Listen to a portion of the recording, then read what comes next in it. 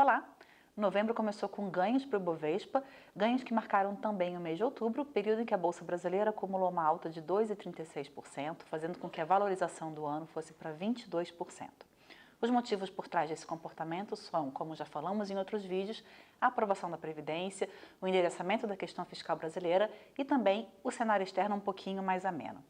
Mas, falando dessa semana especificamente, a agenda foi bastante cheia. Por aqui, o destaque foi a reunião do Copom, que cortou os juros em 50 pontos, com a taxa Selic agora chegando a 5%, corte que já era amplamente esperado pelo mercado, mas com um comunicado que teve uma leve mudança de tom, dando a entender que o próximo corte na reunião de dezembro, que deve levar a Selic a 4,5%, deve ser o último desse ciclo de afrouxamento monetário.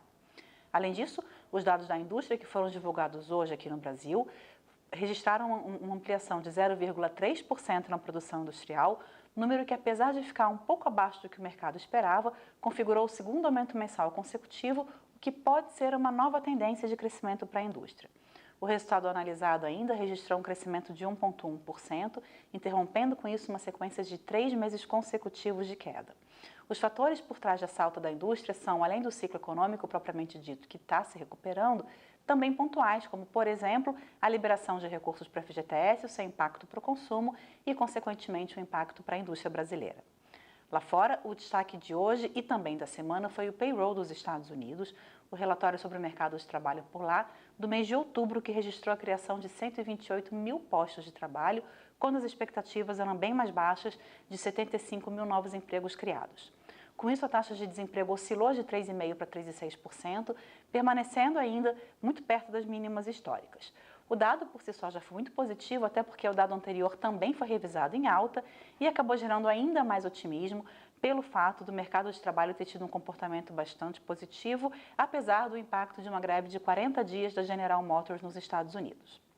Do lado negativo, a semana trouxe mais uma vez incertezas em torno da guerra comercial, com o mercado se questionando se Estados Unidos e China vão de fato conseguir um acordo concreto até o final do mês de novembro. Além disso, alguns dados também trouxeram um pouquinho de volatilidade. Foi o caso do ISM da indústria de Chicago, indicador que mostra a situação industrial dos Estados Unidos, que registrou o pior patamar desde 2015.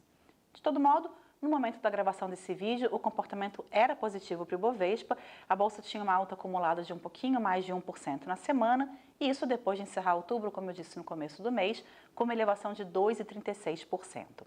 O dólar, que teve no mês de outubro uma forte desvalorização, quando cedeu 3,51%, começou novembro com um comportamento bastante parecido e um pouco antes da gravação desse vídeo, caía 0,62%, com a moeda norte-americana cotada a 4,0092 centavos.